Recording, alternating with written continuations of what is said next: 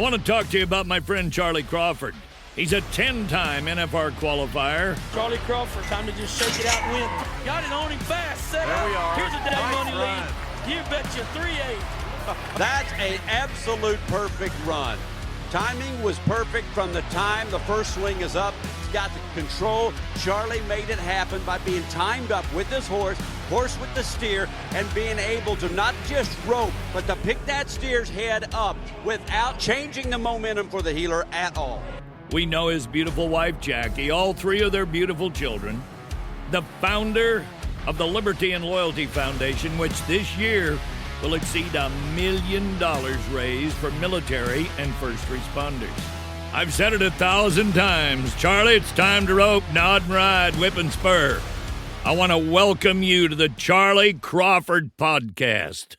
Let's ride. All right, we're on. Whitney DeSalvo, thanks for coming on. Appreciate it.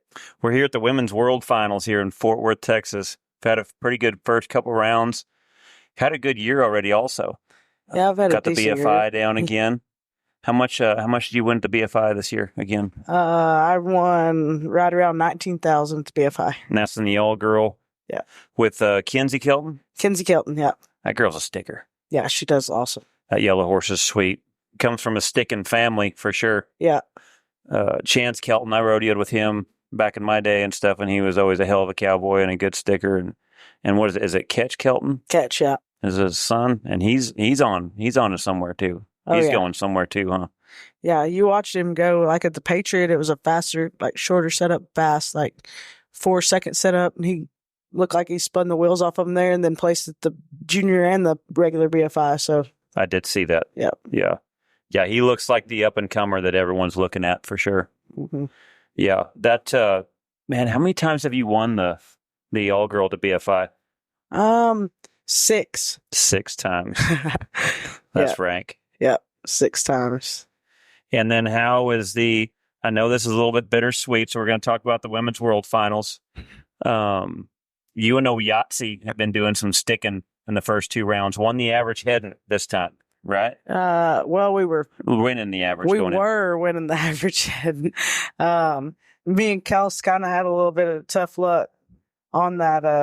On the third one, the couple of girls got by that steer pretty decent, but I missed the start a little bit. I probably had a little more rope out there than they did, and he ducked back, kind of got checked and followed the head horse. Yeah, I don't know that I ever had a tight head rope and didn't ever give her a very good shot, and then it was all downhill from there. But so talk to us a little bit about Oyatsi. Man, he's cool. So Yahtzee, I think I remember Trevor Brazil heading on him, if I remember right, in 2012. I think I remember him hauling him around up there back then. I remember going and seeing him up there in Canada quite a bit. Sweet horse, looked real easy. And then I think Driggs bought him. Yep. And then Driggs almost won the world on him.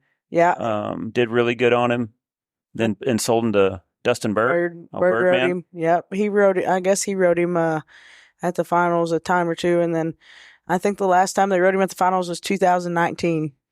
I think Driggers rode him over there every round that year and won the American on him with Patrick. Yeah. So he's been around a time or two. Yeah, he still looks good. Yeah, he's awesome. So who owns that horse now? Maddie Webb owns that horse now. The Chris and Kenna Francis bought him from Driggers, and then Maddie got him in the condition of when she retires him, he goes back, and that's going to be Karsten's head horse whenever she's ready for him. So Maddie owns him until he's ready to be a kid horse. I don't know if that'll ever be. He's wound for town everywhere you go. So yeah, he was a good horse. I always liked watching him. And you're sticking. You've always been able to stick. Like I've been surprised that I haven't seen you heading more. Yeah. Because I still remember when you were 14 or whatever there at Jamie and Jackie's. Yeah. I don't know what year was that? Probably 2013-ish, right 13, there when I first 14, seen you down there. And you could throw 3 coils on the bone, dummy on the ground, just heading just from 3 coils back. Like it was just ridiculous amount of talent you had with that rope. So I've been surprised to not see you actually with that rope, more of a head rope in your hand. Yeah, I never I never pursued like keeping a head horse around all the time. I always had something I could play on, but I never ever had a good head horse around, so I never did mess with it much. I always focused on keeping a bunch of heel horses and working on keeping good heel horses around and entering the heeling as much as I could. But I don't know, I do have fun heading whenever I get to ride a good one and I can enter a little bit. It's fun. Yeah, it looks easy for you. So tell me about this event. This is a heck of an event for an all-girl event. Barrels, 60,000 or to win first, I think 60,000 added. The breakaway pays 60,000. The heading and the heeling, and the breakaway. And so after today, tomorrow, I think is just a team roping, right? And you made it back heeling. Team roping and the breakaway tomorrow, I think. I made it back heeling. And it's 8. 8 girls come back tomorrow. Is that right? Of the Challenger and the Open. So it should be, I think it was, should be 6 and 6. So it should be 12 of us tomorrow, rope for 3 spots, which is still, it's going to be great to make it to the top 3. And that's what everybody's gunning for. But I think if you're 4th, you win 10,000 a man. If you're 5th, you win 7,500 a man without making it to AT&T. So, payout's still good no matter what. But everybody's hoping for just to be in the top 3, because then if you're in the top 3, it's another clean slate for 60, 25, and 15, I think. So this event is live on the Cowboy Channel? Mm-hmm. Is that what it's been live on? And Ride Pass, I believe. And Ride Pass. Yeah. And so I've been hearing, everyone's been able to watch and keep up with the viewership on it. But just the work that I think Bobby Moat and Lindsey Sumner are doing, there's so many little details that are just, I've heard they've been raking after every barrel. Yep. The ground's impeccable. You guys really ran. It's hard to get stock, in a little building just right. But when I was watching the Challenger steers, they looked good. There might have been a couple of calves maybe that let off, which in the breakaway and the Challenger side, is going to happen. But for the most part, the Challenger girls look good in the breakaway, and the cattle looked good, and as far as what the Challenger had, but then I thought Bobby did, and WCRA and Lindsay and with the Women's World deal is they put this catch pin on the right side. Yeah. To where then at least it gives you a heck of a lot more room to be able to kind of use what little arena you have. Yeah, I thought this year the steers were pretty good.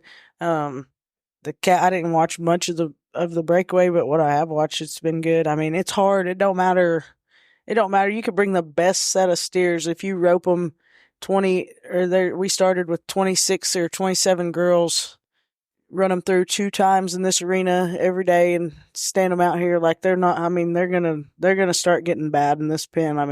Nothing stays great in this pen for a week straight, you know what I mean? So, it's a double-edged sword trying to pick the cows over here, but I thought they have been pretty dang good. But all in all, because I was holding the heads on the steers, and just because I love watching and I need things to do, but just watching it was a pretty fair competition.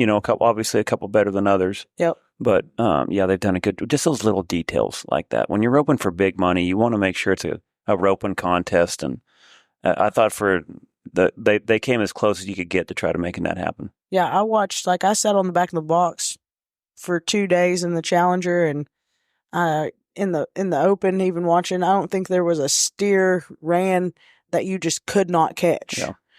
And maybe like you said, some are better than others. Some might take you out of it a little, drop you down a little more than some, but nothing you couldn't stop the clock on. So then I think you said it best right there too, is the fact that, this one, he might be a little bit tough, but he's not impossible to catch because for the most part the catches is what's moving on. Yeah. Right. To each round. And man, how fun would that be to be able to go over there AT&T? Yeah, no, that's. Have you been there yet? No, I've never been. Never been. I've sat in the bleachers and watched all my friends win a bunch of money over there, but during the PBR, that's going to be cool. Yeah. So you've been one of the healers in the girls' side of it that's just been dominating. Your ability to heel and the way you ride and the way you can freaking pull feet together it's rad. It's so cool, so cool. And one of the girls I think that really holds a lot of water too is Annette Stahl. Yeah. She's just been a winner for so long. Well, what happened to her during this event? Yeah, she cut her. She's tying a horse up a week or 2 ago, maybe 2 weeks ago. Was it 2? I thought maybe a week or 2. Yeah, and cut her freaking thumb off, dude. Like, he set back and she got in the bind, and I know, me and her have talked about this a bunch because she's always been my idol growing up, The sweetest lady in the world. Yes, the bet you can't find better people than her and CR, and just good people and rope good and work at it. And I was talking to her about the thumb deal, and they think it's gone, like, or the end of it, but and it was her left hand. It was her left hand, and so now she's in a cast, and I know what it feels like to rope in the cast. It was tied a horse up in just the wrong place, wrong time. Just a freak deal. Horse, whatever, spooked something, and then her thumb was in it when she was tying the knot. Yeah, slipped the thumb off. Yeah, And what I thought was some cowgirl shit is she's here. Yeah, she competing. Is. Roping. That's what me, like, because me and her have talked about it a bunch, because she doesn't tie on, I don't tie on.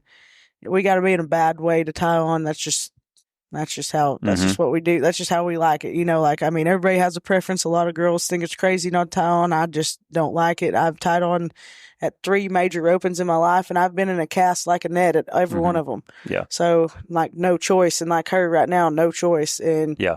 It's cowgirled up, casted it up, and then ties on because she's never done it. Never and does her it. and Jackie end up winning the round today? Yep, they won the round today. Yeah. The first one you could tell. Did you see her rope? No. When she healed that steer, she was going to dally. And then I seen her throw her hand up. She was just like, get me out of here. Like, both hands up, just abort. Yeah, abort. It's so hard when you're used to dallying, and all of a sudden for the first time ever, then you get one and tie on. You're just like, because I could see like she had that sucker drilled right there, and he's coming up underneath of her horse because they hadn't come off the fence, and you could see where she went to dally, and then finally, she just threw it. I'm out. Yeah, done. Yeah. But yeah, I thought that was some cowgirl stuff. No, that's Lose your thumb and get after it, and she moves on again. Yeah, she does. That was cool. Now, what about breakawaying? How come I don't see on the breakaway side? I'm so retired from breakaway. It's not even funny. Even with the Kimes Ranch and they're adding $1 million breakaway, you're not going to get a flag on a rope and I'm send it at them. I don't know. I still people don't think I've just like completely just done with breakaway, which I'd say I am, but like I have 15, 20 calves at my house all the time. I run an arena, it gives lessons. And so like I do breakaway lessons. I run probably just as many calves through my shoot a day as those girls, and I don't rope them. Like, I have no desire to breakaway. It's not fun. Crazy. I don't like it. I don't know. I get too mad at it. I figured as good as you roped and as good as this payout is right here for here and like Kimes, I figured you'd start putting that flag on. Yeah, honestly, if you want to know the truth, I'd like until that I seen or heard somebody talking about it yesterday. Like that's how over breakaway I am, that I haven't even looked that they did something like that. So even like, the all around here at the women's finals, $20,000, 20,000. Yeah. Martha win 20,000 or whatever, and a bonus for that, and that's awesome. But like, I don't know. I mentally, I don't know if I'm ready to get back after that. But there's so many girls that freaking just. Everybody can go at it. You can do it too. Yeah, I used to could. I don't know if I could now. But so what turned you off about it? I really don't know. I just took like this real big interest in the team roping, and I just put all my eggs in that basket and kind of just.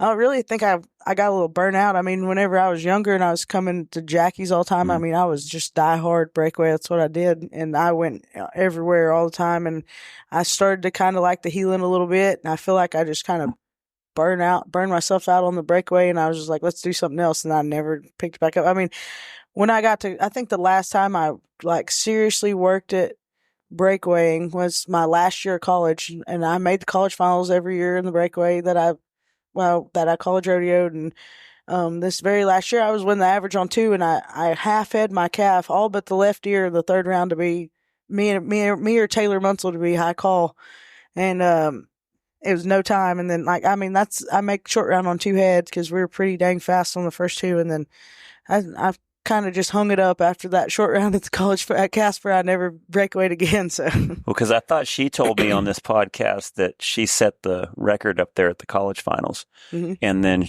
you let her have it for 24 hours, and then I think you beat her in the next perf and set the record.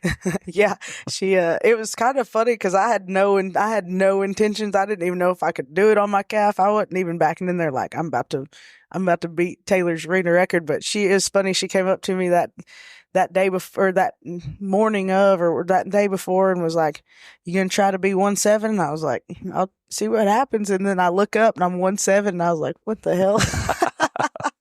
But yeah, your ability to handle that rope is amazing. So you got one bullet left. You come back healing. Yep.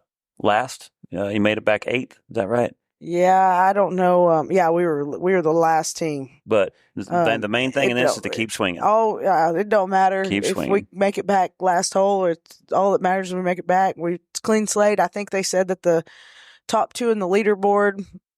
So Megan Gunter and Jimmy Joe will go last, and then whoever won the year end and the challenger will go last. Okay. And then everybody else, the other 10 teams, it's just a random draw of position. Oh, random draw. Got it. Yeah. So you don't really know when you're up tomorrow. Mm-mm. No. That's good. Either way, though. Either way, even if you're first, you can go make your run and put the pressure on them. But then who do you make it back with? Do what? Who'd you make it back with? Kenna Francis. Kenna. That's right. And then you guys had a chance last year to win the world. On the last year, if I remember right, and then that sucker shut down on you. Stopped them, yeah, man. And so you guys got a little redemption. Yeah, and the year before we stopped one too, and it's just so hard in this building. Like, if there's one that even wants to let up a little bit, when like Kenna's always on a really badass head horse, and they run real hard, and I'm always trying to get up, like keep them off the. I like that the outgate's on the right, but it's hard on those headers having to chase them over there to the right, especially on head horses like Kenna rides that aren't used to just going that way, chasing over there and getting them, And so I always tried to hold them in the middle, where the ones that would cut hard right last year, the 2 that stopped for us cut hard right. And so I was like, I'm going to jump out here and stick them in the middle. I stick them in the middle. Her horse overruns them a little bit, and we shut them down, and then we're screwed, So like this year I was like, I've been probably a little more conservative than I should, but we made it past the 3rd one for the first time in 3 years, and we're coming back. So yeah, you guys go kick one's butt tomorrow, and then it's AT&T bound. So I hope so. That's gonna be fun. That's gonna be a lot of fun. So cool. where did this ability come from? I mean, you're the highest female healer ever at a number 8. So I know you came from Arkansas. Where'd you come out from Arkansas? Where did all this ability come from? How did it all get started? I'm from small town, and it's called Springfield, around Center Ridge kind of area, Arkansas. And my mom roped. I had a couple other family members that rodeoed, but nothing like they just amateur rodeoed around there. Everybody did, and my mom roped really good. She breakawayed really good, and I just eat up with it really, and I just got to where all I want to do is swing rope. Well, I just chased calves around all the time. I just never put a rope down, and I guess that's where my rope handling ability came from, is because I never went anywhere without one. Like, I always wanted to play with it and do what all the boys were doing, like roping the dummy. I wanted to rope the dummy with them, and I wanted to learn how to butterfly, and I wanted to learn how to handle my rope, and I just played with it all the time, and I guess that's what worked out. How much do you think that probably helped a little bit with your rope handling, learning all those tricks and stuff? Honestly, probably a lot. Yeah. Just learning how to manipulate your rope and feel your tip, and learn how to make it do. I mean, everything. Everybody knows, like, for the most part, like anything your hand does is what your rope does. So just learning how to make it do what you want to do. I think it helped my rope handling, like my roping ability, is a ton. And then, so did you always start off heeling? What was kind of where you started off? Yeah. When you first started roping, heading, breakawaying? When I first started roping, I only breakawayed. Like, I was die hard breakaway. That's all I did. I heeled a little bit. I was horrible. It was very bad. But I didn't really just love it at first. Like, I wasn't very good at it. It was hard. But I got to where I roped calves pretty good, and that's all I did was rope calves. And then obviously junior high and high school, I roped steers and calves, but the breakaway was my main deal. And, I think I might have made the high school finals 2 of the 4 years in the team roping, and maybe two of the 3 years in junior high, like in the team roping. I made it 6 of the 7 years in the breakaway. And about the time I got to college is when I started leaning more towards the heeling, like got to where I figured out. Actually, what kind of flipped the light switch was when I was staying down there with Jamie and Jackie, and Jackie had that all-girl school with Rich at his house. She had a couple of them, but I think it was the first one she had over there. And going and roping with Rich for 3 days and him showing me, something just clicked. Like my timing was pretty much the main thing that was making me horrible at heeling, because I mean that's one of the main things to heeling. And once that clicked, I kind of was like, man, I might like this a little bit. But it seems like the heeling's probably the hardest thing to learn, I feel like, and heading's probably the easiest to learn. But then I feel like when it hits a certain level, it switches. It does. Then when you're trying to head at a high level, there's a lot of moving parts. Yep. There's the barrier you got to read, the steer, the setup, the keeping the horse working and stuff like that. And then heeling almost gets easier once you learn the timing and know where to be. Yeah. Especially if you have a good header, you kind of know where he's going to go with him. It seems like it does switch after that. Yeah, I heard Will Woodfin tell somebody at one of his schools he did in Arkansas one time that heeling is once it clicks and once you figure out like the timing and how to put your rope on the ground, heeling is one of the easiest things you can possibly do. And I think to me, there's more movement. Like now, just knowing how to, like I feel like I'm pretty good about just catching the cow, knowing heading's harder to me than heeling. Because I feel like you said, you have to hit the barrier, you have to head the steer, you have to pull the steer. You can a bad header can make a great heeler look like crap really fast, you know. So I mean, absolutely, yeah. And that's one of the things that I remembered heading is, it just, I got to heel very little. And I loved heeling, and I always wanted to be the guy that could do a lot of different things and stuff, but it just seemed like heading was constantly evolving at that time because, I came from the Jake Barnes era, and then Speedy showed up and then just completely revolutionized everything, and then so it just kept getting faster and faster and faster. Horses kept getting better and better, and, you started having to be better at the start, and just the evolution of it, it got to where, I mean, it was constantly changing. And then the heeling, you started seeing a little bit more of it changing too, was, the headers were throwing fast and then heelers started throwing fast. Yeah. And then now it's ridiculously fast. It won't be too long, I think, before someone breaks the 3-second barrier, but it'll be amazing when it does it. And it's going to be amazing to see, like, if it really does, because there's only so fast you can hang it on them at the NFR and only so fast you can heel them. Yeah. It's almost going to take a wider arena than the NFR. Probably. Because if they had a little bit more width, I think they could finish a little bit faster. Yeah. But it'll happen though. It's just how fast it's gotten. It's gotten stupid, but it's good watching.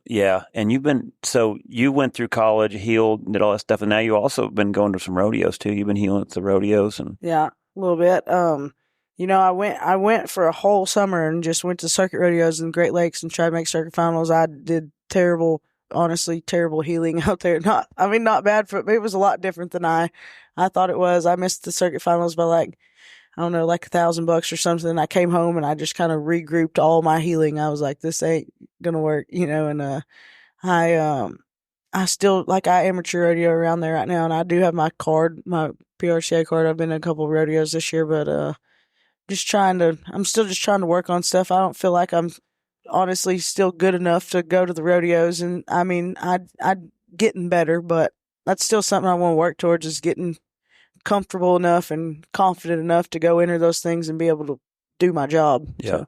What do you feel the difference is between, like, say, the all girls you go to and some of the jackpots you go to now stretching yourself out, going to rodeos, competing in the PRCA?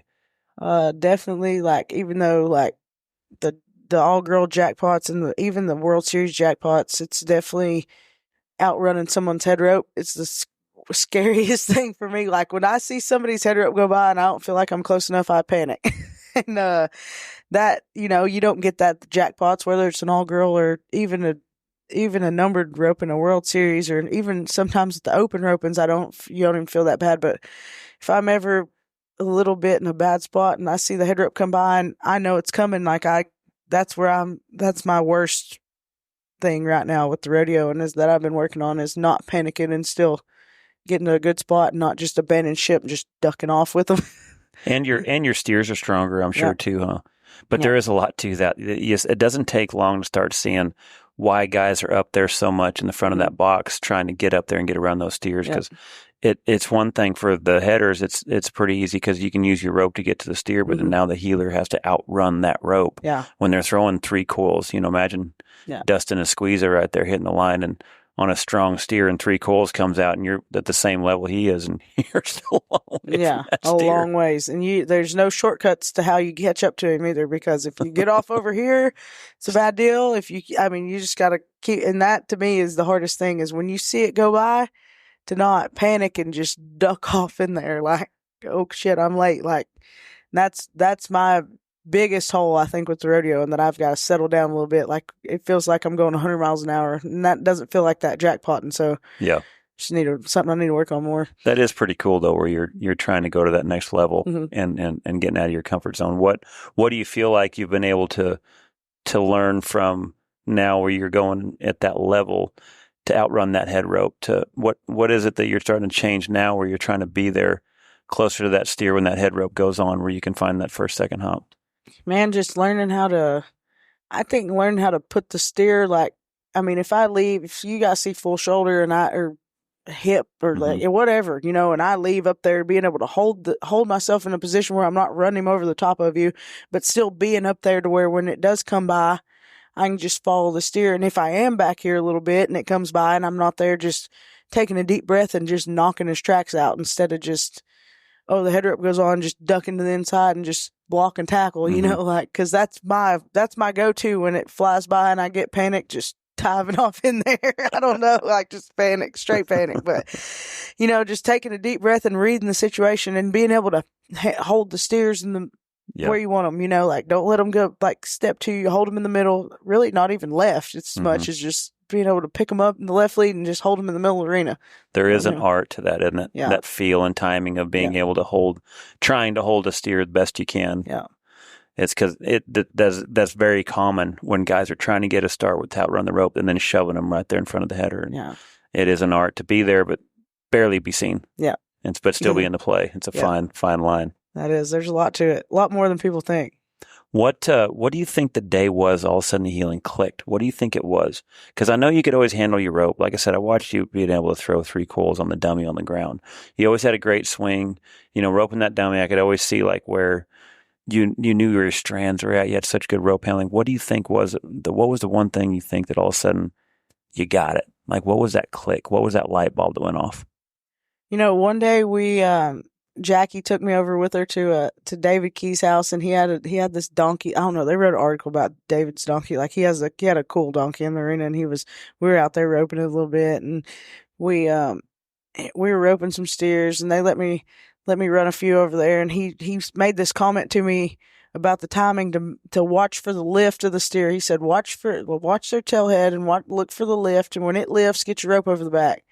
And I was always like watching I don't know if I knew what I was watching, like the whole steer or like trying to watch the feet or just everything. And so like I focused on the tail head, and I would watch for the lift, and I'd just stick my rope over their back, and it just was like, and something clicked, like you said, something clicked. And then I paid attention to that probably for a whole year. I went home and had some friends of mine that had an arena right down the road from my house. I practiced with them every day. I bet they spun me 30 steers a day, and I would hang way off of them.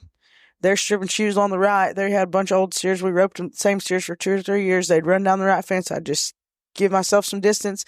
He'd turn me every steer, and I would let him turn them. I would come in there and just get ahead and just be able to just track them around there, 5th, 6th, 7th, 8th hop, and just catch every cow.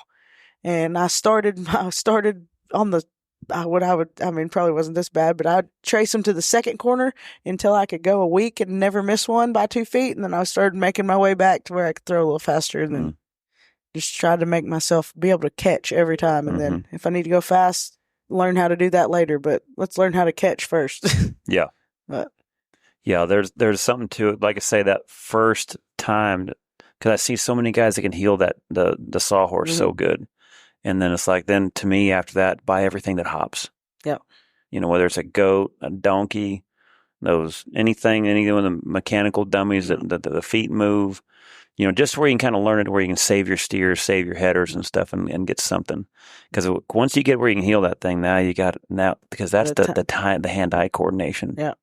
And I feel like that's something you want to learn like right off the bat. Like, yeah, now that, like you said, you can if you can handle your rope pretty good and you can place it down there pretty good, learn the timing right now, and then you can always tweak on that, on the swing and the delivery on the ground, on the hawks or on the pipes or whatever, but learn the timing, because once you start running steers, it's going to make your life a whole lot easier. You know what I mean? But I feel like that's 90% of it is timing with the heeling. For sure. Yeah. Some of the best guys I remember watch heeling in my era when I first started was like your Kyle Lockett's and Zancanellas, and a lot of those guys I think became really good healers back then from the amount of branding that they did. A lot of those guys were cowboys. So like when you're heading those calves in the branding pen that had never been healed and throwing heel loop after heel loop after heel loop and learning how to read steers and calves that are pretty much unpredictable. Yeah. But when you do it enough times, you at least kind of see a little bit, you're following where their head's going to follow their hips and stuff like that, enough to where even if they're jumping out of control, you still kind of at least know where it's about to go. And you watch some of the best shot makers. I remember like Kyle Locke and that Zancanella could pull some shots off back in the day. And there was a lot to that. It was because back then that was your cheapest practice you get, because they didn't have the Smarties. They didn't have a lot of the technology that they have now. And Zank's still ranked. I seen him up there up north at all those circuit rodeos all summer, and he's still ranked. Yeah, when I was in high school, he was the cat. He was the guy coming up. He was ranked. I remember I think one year he won every hole at the high school rodeo jackpot. And you couldn't win the sweatshirt 2 days in a row or 2 jackpots in a row. He won the first round, and I think Brandon Wallace won second in the round. And then he won first, second, third, fourth, fifth, sixth, and seventh in the average. Zank did. Wow. He just cleaned. It's insane. That's awesome, though. Well, Brandon got the sweatshirt because he won second in the average or second round or something, because he owned the whole jackpot. But yeah, he was ranked back then. Still is. Still is. So do you make a living then with your rope? Is this what you do? Yeah, that's pretty much. I have an arena over there in Conway where I moved. I've been there a year now, right out a year. That I moved in over there. The couple that owns it, they had like this vision for it to do roping lessons and do stuff out of it, and they built it, and they never did anything with, like, they never did follow up with it. Like they just kind of and. So I moved in over there and started the lessons, and I guess around August of last year, and that's what I do full time during the week, and then I still go to the rodeo or the ropings and the rodeos. I'm jackpotting a lot right now, so good. Yeah, this is like the third time I've been to Fort Worth in the last month and a half, 2 months. Yeah. So has this been taking off pretty good? You've been getting quite a few lessons during the week and things like that? Yeah, I was super nervous. Like, I quit my job that I was working at, moved down here, was just going to go all self-employed, run the lessons, do my, so I was real nervous. I hustled them up really, really hard, not knowing what to expect. And about 2 months into it, I got to where I was having to turn people down. I have on a normal lesson week, I have between 25 and 30 lessons a week. Awesome. Yeah. Really good. They're all one-on-one. Mm-hmm. They're all by the hour. They're usually just an hour at a time, just one-on-one. They just funnel in throughout the day. Now, do you do head and heeling breakaway? Yep. Any of them. All of them. Yep. Awesome. Yeah. Awesome. I'm about probably 50-50 on team roping and breakaway. Team roping and breakaway lessons. Yep. Good. Yeah, I got to keep. That's why I keep so many calves around. I know it's crazy. I have all these calves. I won't rope them, but. Well, it's one thing too. I told Jackie and LD, I said, whoever retires first probably going to make the most money, because there's no one doing clinics, because all the girls they're all rodeoing. Yep. I've even been getting calls, on doing breakaway stuff, just because there's not. Like I say, they're all busy and they're all working, trying to make that NFR, and it's a lot of opportunity out there. Yeah. What do you think that? How much do you think that doing the clinics and the lessons and stuff like that has helped you with your roping? I think it's helped, like, me pay attention to stuff that I might not have paid attention to, but I also feel like there's a fine line between, like, getting stuck in training mode or roping for myself, because I found with doing the lessons the way I do, just hour at a time, I might have 3 people show up between 7 in the morning and 11 in the morning, I might get 2 or 3 hours in the middle of the day to practice, and then they start showing up at 4 and don't stop showing up till 7. So if I get stuck in that rut of just coaching and then I get ready to rope, and I've been watching somebody's head rope go on all day, hollering at them about where to be when they dally and turn the steer, or me heading steers, watching them heel, and then I get to get on the rope myself. Sometimes I lose focus, almost like what I'm supposed to be doing, and so I've found that that more than anything, just me paying attention and realizing, like, what am I thinking about whenever I'm roping, because I can see all this stuff when they're doing it, and then I get on and I'm like, hey, I'm still watching all this other crap happen over here. I'm not even paying attention to what I'm supposed to be doing. So if anything, it's made me more aware, self-aware of the things that's going on with me, even if it's not stuff I've talked to them about, just paying attention more. I had found myself sometimes getting a little mechanical with it and stuff, especially when you're running up there and trying to show people how to rope in position.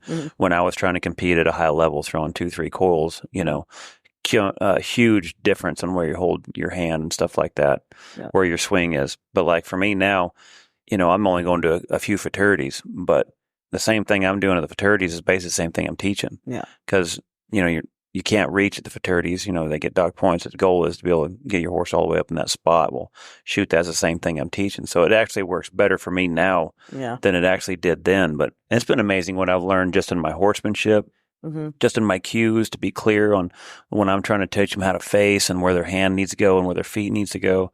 I've learned a lot just on this little stuff like that, just how the rotation of the swing goes. And it's made me more aware of like the technical way to do it instead of feeling it out. Yeah. But what do you think the culture difference is too between, when you go from the all girls and now you're going against the guys? What's the culture like? What do you feel like? Like, you accept it? Do you feel like you're one of the guys now when you go there? Is it nerve wracking? What is it like now that you're stretching yourself out, trying to go to another level? I do get pretty nervous and intimidated, but all the guys that I've been around, like at the rodeos and the ropings and stuff, are always super cool. They're nice, they're helpful, and they always speak and just make you feel like you're you're one of them, but it's still in the back of your head's like, man, like this is this is a big deal. But I think it's pretty, they're pretty accepting of it. I mean, I've heard Jackie talk about it a lot. I mean, Jackie's entered them rodeos and gotten badass partners, and everybody's down there helping her out and wanting to see her do good. Like when she came and made the American semifinals in the team rope and just stuff like that. Like they seem to be pretty good about it. I love it. It drives me, the fact that somebody's willing to try that on, and I love it. So that's what I figured it was, but I also know too, it's got to be a lot of fun for headers that are wanting to torture their heeler. Like when you went and kicked their butt heeling to where like, hey, a girl could do it. You think you could step it up over here? I bet it gets a lot of guys where they get a lot of grief when they mess one up. Yeah, that's funny. Which I love. It's funny for sure. So you're a celebrity now too. I've been seeing where also you've been roping with Kojo at some of these ropings. Yeah, man. I think he cut me after I roped another 2 legs in a row for him at the BFI. But if he's listening, I hope he picks me back up sometime. But yeah, I roped with him a little bit. He's awesome. So what's that like, roping with Cody Johnson, like the biggest country superstar there is right now in the world? Dude, if you didn't hear him on the radio, you would not know he's the biggest country superstar in the world. Like he's so chill to be around, so cool, just hangs out and just bullshits, has fun. And he loves team roping, doesn't he? Loves team roping, loves roping, loves anything with a horse and a rope and a cow. He's always, I see him on Snapchat or on social media working cows all the time. Like he's a cowboy, like sure enough cowboy. So I think that's pretty awesome. Yeah, him and Level, I've talked to him a few times. Him and Level, they were buddies over there, kind of the same area, and they go cowboying all the time. And you can tell it's a good outlet for him to be in this industry. Yeah, what a great guy too to have in this industry. And I think I was talking to Darren Peterson the other day, and he was saying that he thinks Cody, they're going to have a jackpot like the George Strait in October.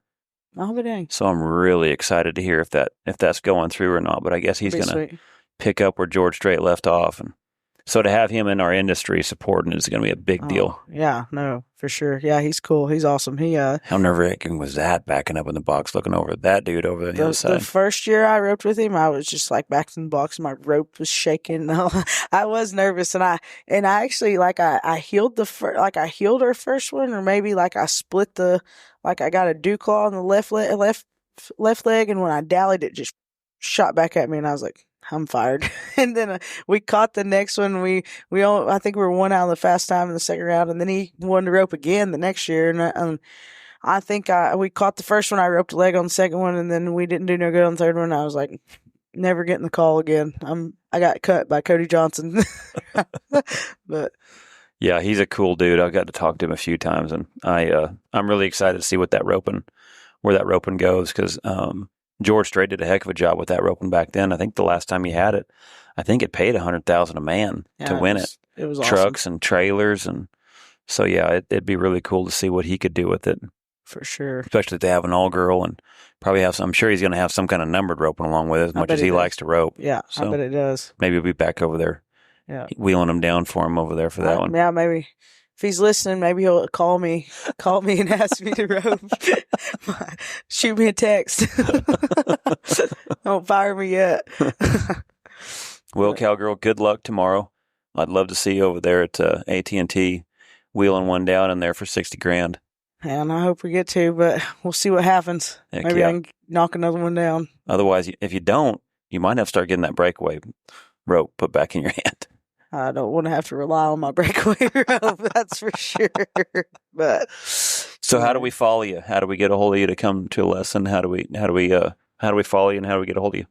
I got a Facebook page. I got Instagram. It's all under my name, and then I actually have an arena page that it's called Hobby Horse Arena. It's in Conway, Arkansas, and I try to post some stuff on there when I can, and post when my lessons are and stuff. Our prices and my number and all that's on there, and try to get people to. I'm my secretary for the arena, so if it takes me a minute to answer the text, I promise I will set people up on my schedule. But that way, Cody knows that if he sends a text and not get too in big of a hurry, that within a day or two you'll get back to him. 1 to 3 business days. So that's awesome. Yeah. Well, if you want to learn how to heel like Whitney DeSalvo, there you go. Come to the Hobby Horse Arena.